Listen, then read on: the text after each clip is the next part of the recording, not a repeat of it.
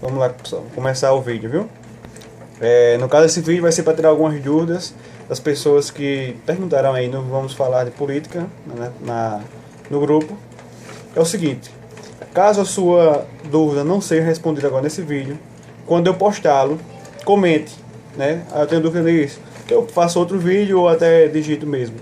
Porque é o seguinte, o meu post foi apagado, não sei por que motivo, mas apagaram. E então, eu acabei perdendo algumas perguntas que estavam lá. As que eu lembro, eu escrevi aqui para não esquecer, mas as que porventura vocês possam ter feito e eu não falar agora porque eu realmente esqueci e não tinha como olhar lá, né? Fazer o quê? Então vamos lá. A primeira foi perguntando sobre por que não deu certo na França e na Rússia. Primeiro é o seguinte, na França e na Rússia não é que não deu certo. A Rússia foi um golpe, né? Não posso falar muito disso, que eu não tenho um conhecimento realmente aprofundado no assunto. Mas em suma é o seguinte, a Rússia foi um golpe. E a França, por um motivo que eu desconheço, vou me aprofundar nisso também, até por curiosidade mesmo, se ela continuar sendo uma monarquia, ela iria entrar em outra guerra com a Alemanha. Tem um livro do Joaquim Nabuco, minha formação, que ele relata isso. Ele vai falar assim, porque Joaquim Nabuco era monarquista convicto. Ele quase foi republicano, mas depois que ele estudou muito o assunto, ele tornou-se convictamente monarquista. E ele até fala assim, que na França ele era republicano, porque lá ou eles se tornariam uma república ou eles estavam ferrados. Eles tinham essa necessidade. Então, foi por causa disso. Ou eles se tornariam uma república, ou poderia ocorrer outra guerra com a Alemanha. Guerra esta que eles tinham perdido, né? Perderam muito com isso, ferraram todinho. E acontecesse outro, poderia ser uma desgraça total. Mas é basicamente isso. Agora, a questão de dar certo, o Império Francês da vida toda foi um dos maiores impérios coloniais da humanidade, assim como o Império Russo também, grande. Se você acha a Rússia hoje grande, fique sabendo que na época do Império Russo era maior ainda. Pois é. Então, vamos lá. Tem algumas aqui que eu vou responder de forma única, porque estão correlacionadas. São as seguintes. Perguntaram se seria decorativo como a rainha Elizabeth da Inglaterra. Adiante de agora que não. Nem a rainha da Inglaterra é decorativa. Você que não sabe disso. Qual é a superioridade da monarquia parlamentar em face da república presidencialista? Vou falar disso. Meu tema do TCC é esse, aliás. Aí perguntaram se voltariam os títulos de nobreza e outras coisas na época, como a questão de ter uma renda mínima para votar, mulher não poder votar, etc. Eu vou adiantar logo o começo, né? Esse tipo de coisa não. Mulher não votar, etc. Isso aí não tem nem condições. Para você que não sabe, a Constituição do Império era uma das constituições mais liberais da época. E era extremamente moderna. Não sou eu que estou dizendo isso. Qualquer doutrinador de direito constitucional, seja ele Pedro Lenza, Marco Aurélio, Luiz Roberto Barroso, qualquer um que você procurar, ele vai falar sobre isso. Delei da Cunha Júnior, tem lá que ele fala que ela foi fundamentada nos preceitos da Revolução Francesa, que é a liberdade, igualdade e fraternidade. Então ela era muito liberal. Tanto é que a nossa Constituição ela permitia o voto aos analfabetos, coisa que em vários países do mundo, como a Inglaterra, a França e outros, não se permitia. Então, se naquele tempo nós estávamos adiantados para a época, o que nós queremos hoje é também ser isso, sermos modernos para a época. Então, tanto é que a restauração da monarquia envolve muito mais do que apenas restaurar a forma monárquica e o sistema parlamentar. Eu vou me aprofundar nisso daqui a pouco. Sim, os títulos de nobreza iriam votar sim, obviamente. A monarquia sem nobreza não é uma monarquia. Aí quais são as vantagens? Já entra naquela questão de qual é a superioridade, vou explicar. Por que Pedro II não reagiu? Também vou explicar isso no decorrer. Por que uma família na chefia de Estado? Aí o Brenner perguntou qual é a desvantagem. E teve outro colega que perguntou como isso poderia ocorrer, né? Como isso poderá ocorrer. Que eu vou explicar também. Tudo nessa linha de pensamento. Então vamos lá. Olha só. O que é o parlamentarismo, para começar? Em poucas palavras, que eu não posso demorar muito, senão vai ficar um vídeo muito grande, que eu já acho que vai ficar. O parlamentarismo é um governo de gabinete. É um governo onde o parlamento como um todo governa. né? Ele se reúne e escolhe o seu primeiro-ministro que irá governar. O que muita gente aqui não sabe é que um parlamentarismo republicano existe também a figura do chefe de Estado. Só que em vez de ser um monarca, como é na monarquia, é um presidente, ou eleito pelo povo, ou eleito pelo parlamento também. Então é o seguinte, no parlamentarismo quais são suas vantagens em face da presidencialista?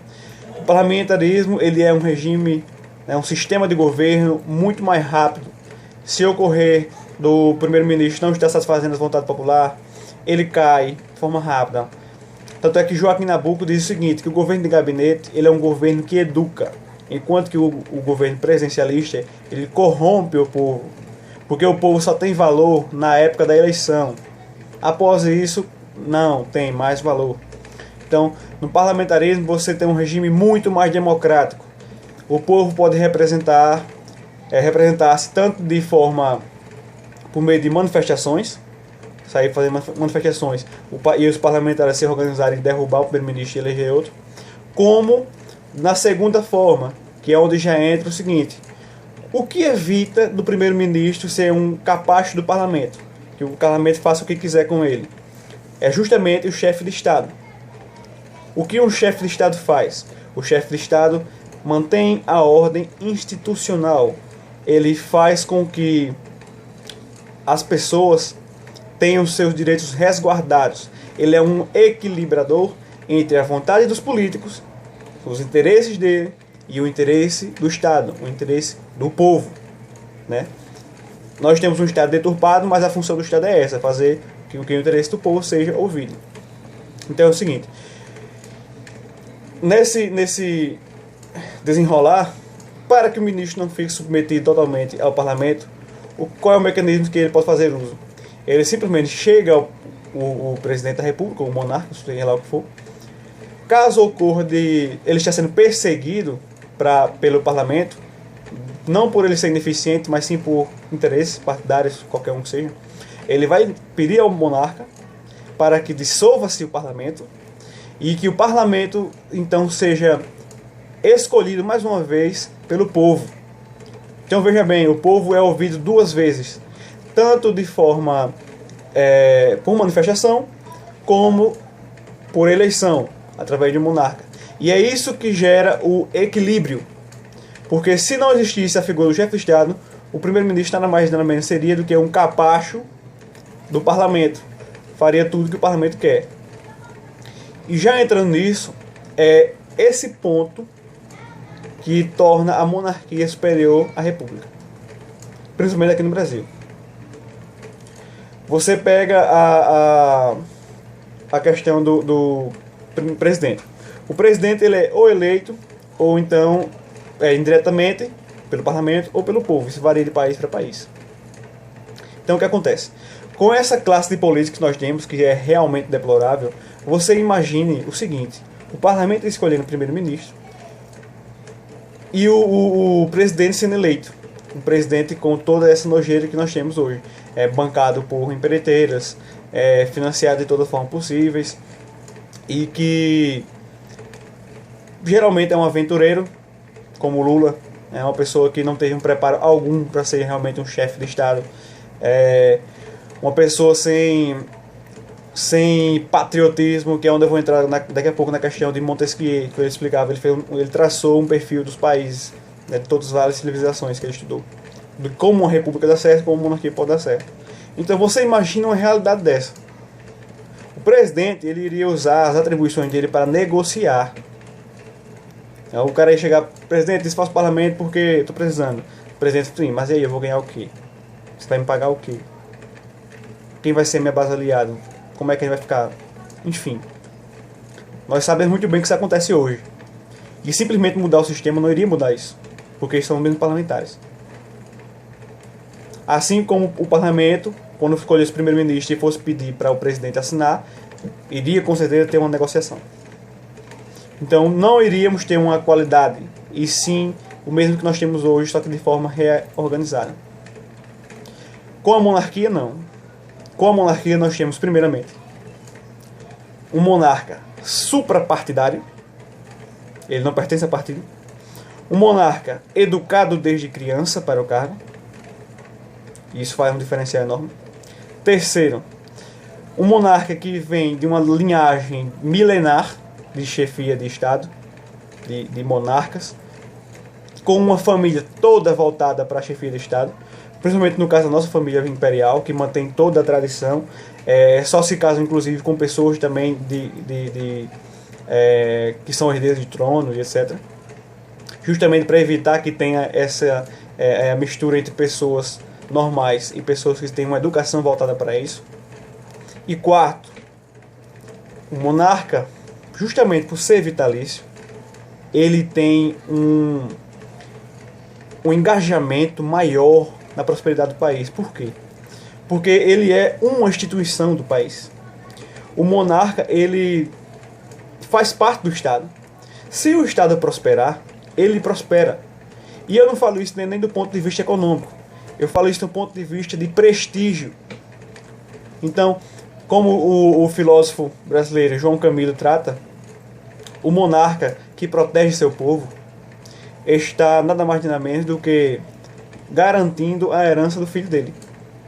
Se ele fizer um bom trabalho, regendo, no caso que essa é a nova função do monarca, ele irá fazer isso independentemente de ser patriota ou não. Lógico que se ele for patriota, melhor ainda, é uma vantagem a mais para nós, né? Lógico, isso é evidente. Mas ele vai fazer também, ou pelo menos tem grande chance de fazê-lo, porque ele tem interesse que isso aconteça. Ele tem todo o interesse do monarca. Então é isso que você tem que entender. É a mesma coisa de ser você imagina uma empresa administrada pelo seu dono e uma empresa administrada por um gerente qualquer. Então esse é o grande diferencial da monarquia.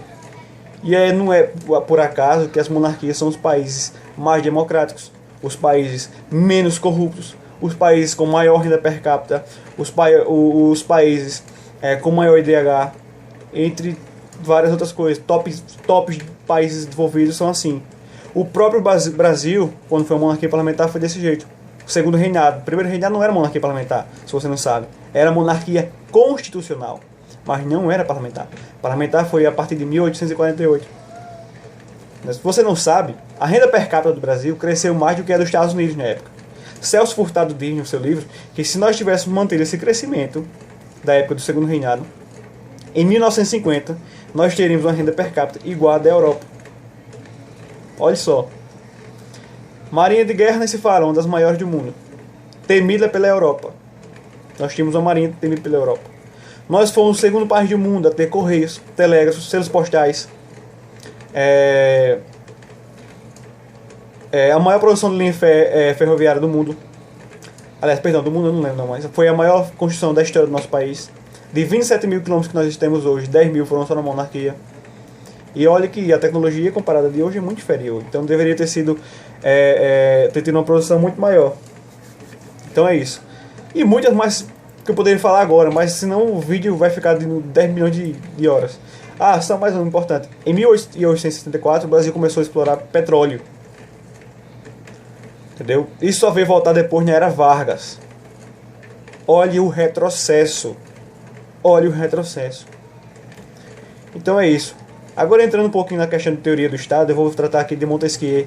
Porque Montesquieu fala disso, Paulo Bonavides, que é um maior teórico do Estado aqui do Brasil, trata disso, baseando Montesquieu. Canotilho, que é de Portugal, trata disso. Enfim, vários autores usam ele como referência porque ele realmente foi um divisor de águas depois desse livro dele, que é o do Espírito das Leis. Lá ele definiu, para uma república dar certo, você tem que ter 3 características. Primeiro, o povo tem que ser extremamente patriota, um povo extremamente respeitador de leis e um povo que ama o Estado. Se o povo tem essas 3 características, a república dá certo. Se ele não tem essas características, a república ruína, cai, não vai para frente, não funciona. Porque a mola da república é a virtude política. É isso que ele chama, a virtude política. Tudo tem que ser voltado para isso. A educação tem que ser voltada para isso, os costumes assim, enfim, tudo. O Brasil tem algumas dessas características. Não. Olhe bem, ele demorou 30 anos para fazer esse livro, ele analisou civilizações com mais de 30 anos de história. Os Estados Unidos, que é uma das poucas repúblicas que dá certo, principalmente na questão de ser uma república grande, cumpriu à risca a teoria de Montesquieu. Por isso que ainda hoje dá certo. Então vamos lá, você tem noção do nome que ele é. Se você não é estudante de direito, você não sabe. Se você for estudante de direito, você sabe a referência que Montesquieu é. A própria teoria da divisão dos poderes é dele. Então, vamos lá. Só para vocês se sintonizarem aqui. Quando ele fala da monarquia, ele diz o seguinte: a mola da monarquia é a honra. Um povo que busque status, poder, glória, respeito, goste de riquezas, goste de luxo. Esse é um povo monárquico, é um povo de uma monarquia. Por quê? Aí já entra na questão dos títulos de nobreza. Para você ganhar um título de nobreza, você tem que ajudar o seu país. Você tem que fazer honrarias para o seu país.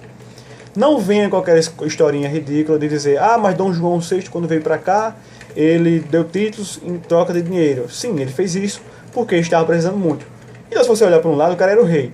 O cara está dando grandes doações para o Estado. Ele ajudou o Estado. Não é verdade? A verdade é essa. E independente disso, não era a monarquia brasileira, era a monarquia portuguesa. Mas a monarquia no mundo, principalmente hoje, é assim. E sempre foi. Para você ganhar um título de nobreza, você tem que fazer grandes feitos para o seu país. Você pega vários barões da história do Brasil, marqueses do mundo, eles fizeram grandes contribuições para a nação. Então, com isso, você ganha prestígio. Isso vai influenciar na sua vida de diversas formas, que eu não preciso falar aqui, não é? Para negócios, para emprego e para tudo. Você vai ganhar muita notoriedade. Lembrando que não existe o título de barão, barão com grandeza, barão sem grandeza, conde, vice-conde, não existe só isso. Existe o título de lord, lady e várias outras coisas que são mais iniciantes, vamos dizer assim. Assim como existem várias ordens em uma monarquia. Aqui nós tínhamos várias ordens, na Inglaterra existem várias ordens, na Bélgica, França, Alemanha, até hoje, Grécia, em vários países existem várias ordens. Ordem do Cruzeiro do Sul, ordem do Coração de Cristo, ordem do Pedro I, ordem do Leopoldino, enfim, que são justamente para iniciar você nessa vida de nobreza, digamos assim. Então, como Montesquieu trata no seu livro, numa monarquia, pessoas que têm essa característica que eu citei, elas vão buscar o próprio bem. E ao momento que elas vão buscar o próprio bem, elas estão buscando, por exemplo, ser nobres. E ela sendo nobre, ela tem que fazer essas coisas que eu disse. Então você corre para o bem comum buscando o seu próprio bem. E o primeiro que limita isso tudo é o rei. Veja bem, eu estou repetindo o que ele disse. O primeiro que tem interesse nisso é o rei. Ele limita tudo. Até porque ele que dá o título de nobreza. Ele que é suprapartidário, ele que é extremamente o mais neutro possível, educado, enfim, tem todo o interesse que o país prospere. Então, numa monarquia parlamentar, as coisas rolam dessa forma. Isso sem contar todas as vantagens do parlamentarismo que eu falei. Então, como eu disse, vocês imaginem um parlamento com o que nós temos hoje, com um presidente com essa classe que nós temos. Agora você imagina um monarca com todas as características que eu disse. Qual é a chance de dar mais certo? E você imagina agora essa questão da nobreza. Uma monarquia sem nobreza não é monarquia. A influência social que isso traz. Olhe só. Tá entendendo? Então, por esses motivos, em suma, é que a monarquia parlamentar é o melhor para o Brasil. Tem mais coisas que eu posso falar aqui. Enquanto que a república parlamentar, as repúblicas presidencialistas ocupam os piores rankings possíveis, as monarquias parlamentares estão no topo. Tem república parlamentar boa? Tem. Mas as repúblicas parlamentares boas são exatamente o que o Montesquieu disse. São países não muito grandes, são países com população pequena, um povo muito bem educado. Não é o caso do Brasil. Um povo muito patriota. E até mesmo países que dão certo assim, querem a monarquia restaurada. A Alemanha, se você não sabe, 40% da população quase quer a monarquia de volta. A Áustria nem se fala. O povo lá, o Partido Socialista, tem tanto medo da monarquia voltar que eles proíbem de todo jeito, até de usar o título de nobreza que lá tem. Porque lá o título de nobreza é vitalício, diferente daqui, né? Então, o povo é totalmente nobre. Se você pesquisar, ver o enterro do imperador de lá, o Otto, ocorreu há um ano ou 2 anos atrás, não lembro agora, você vai ver a multidão que estava. né? Até porque lá é uma monarquia milenar, não tem como apagar isso. E eu sinceramente acho que é questão de tempo até as monarquias da Europa serem restauradas. Então, basicamente é isso. Esses são os pontos principais. No parlamentarismo ele é melhor que o presidencialismo? É. Mas aqui no Brasil tem um perigo, que é esse. O presidente ser um calhorda. E a chance disso acontecer é imensa. É imensa. Na questão do monarca, não. Agora que eu expliquei direitinho, você não tinha essa visão, acredito eu, você deve estar conseguindo vislumbrar a ideia de que eu tenho, de que os monarquistas têm. E não só os monarquistas, mas qualquer filósofo, cientista político, antropólogo, todos eles tratam disso. Isso sem contar do efeito social que isso gera.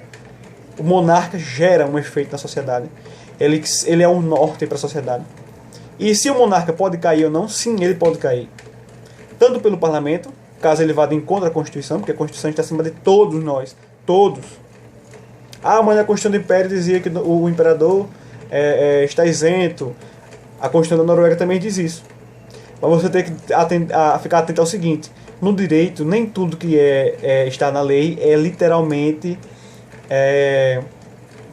interpretado de forma assim, literal. Entendeu?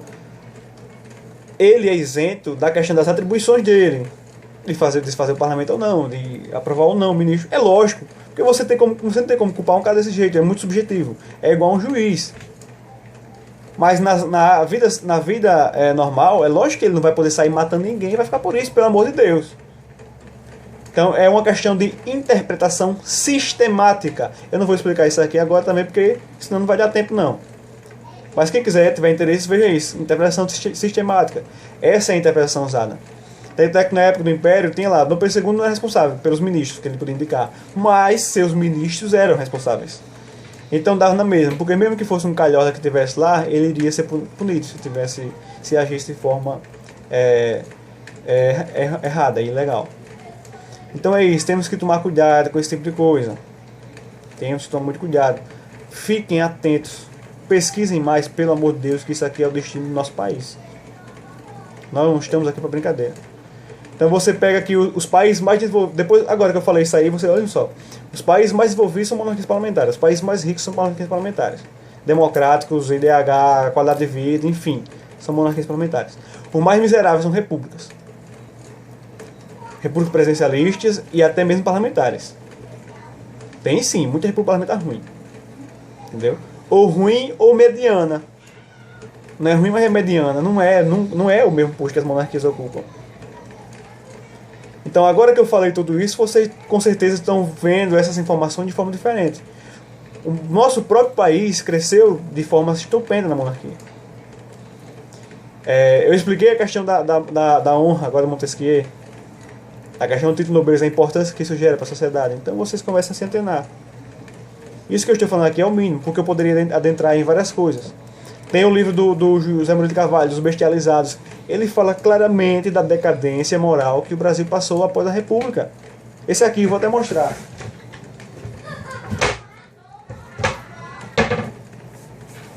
Isso aqui, ó.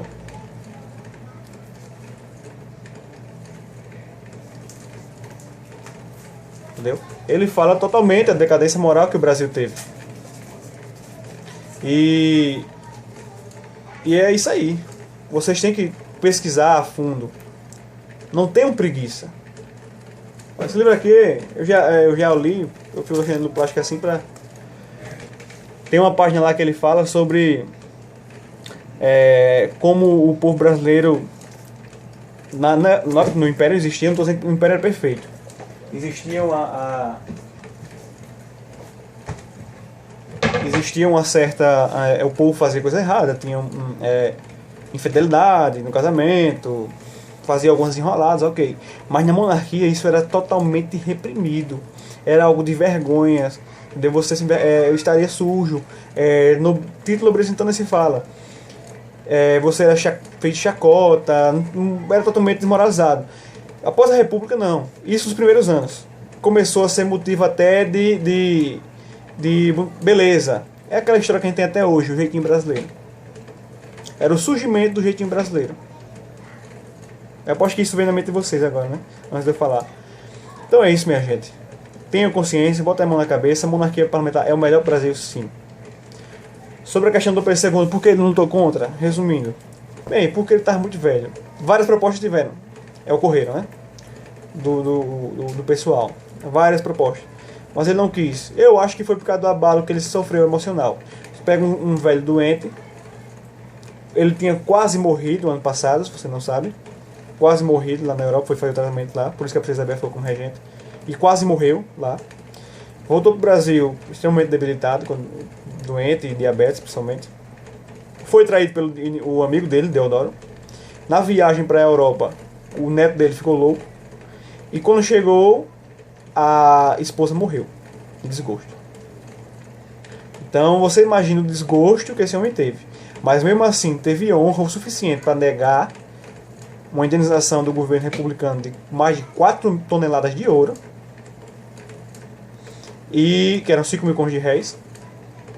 E os diplomatas, quando foram lá falar com eles sobre que não queriam mais servir o Brasil, não queriam ser mais diplomatas, nem nada, ele chegou e disse: não, continue servindo ao Brasil, meu filho. Sirva o seu país, independente do governo que ele tenha. E várias outras coisas. Era um homem fantástico. Realmente magnânimo. Então é isso, gente. Deixa eu ver se tem mais alguma pergunta aqui que eu não respondi. Sim. Eu já respondi, mas vou falar. Essa questão, por que uma família no governo, né? E é justamente essa para manter essa neutralidade, essa eficiência. Não ter que ficar nessa escolha de governantes que não são neutros, que para se eleger tem que passar por sujeira. Isso aí é uma questão de objetividade. Não, é mais prático assim, vamos fazer assim. A questão de ficar escolhendo, não sei o que, isso é utopia. É sonho. Pelo menos aqui no Brasil, não vai. Então é basicamente isso. Eu vou ler para você aqui um trecho do livro do Joaquim Nabuco. Você tem só um minutinho, viu?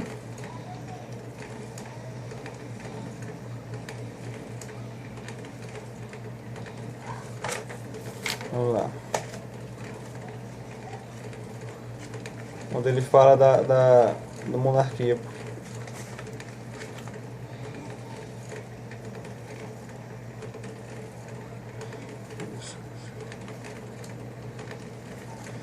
Fala logo no começo, só um minutinho, viu, pessoal?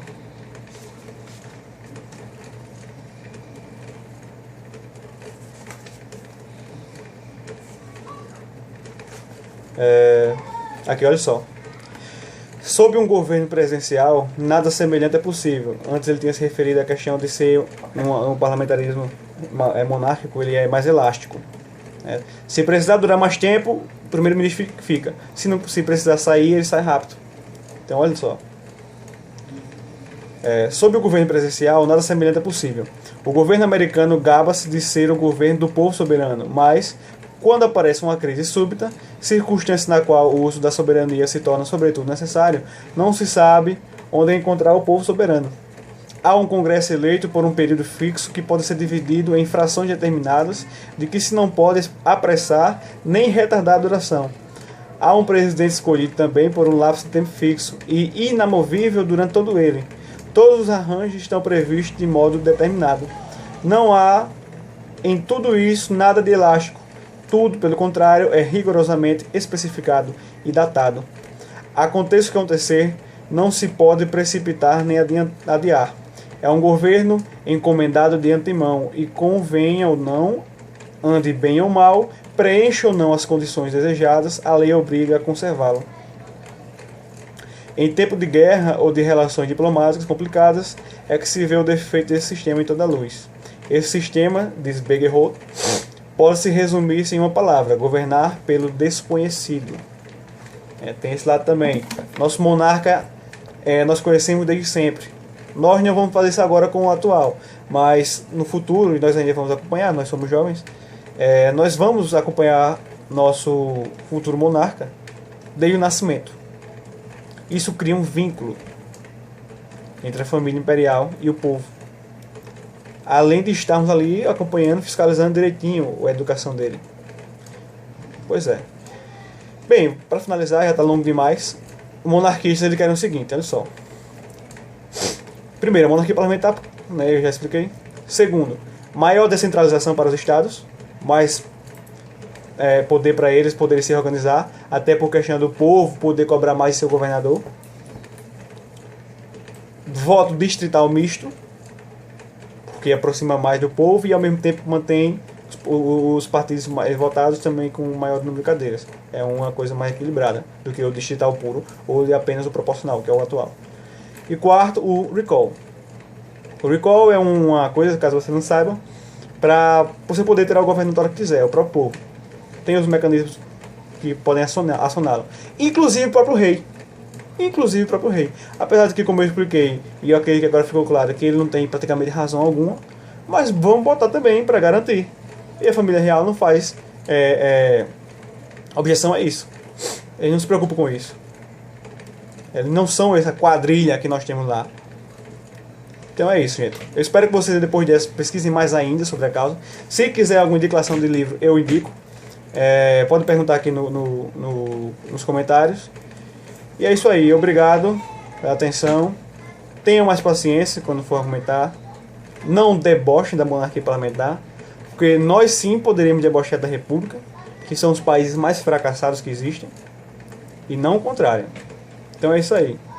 Obrigado e até o próximo vídeo. Valeu!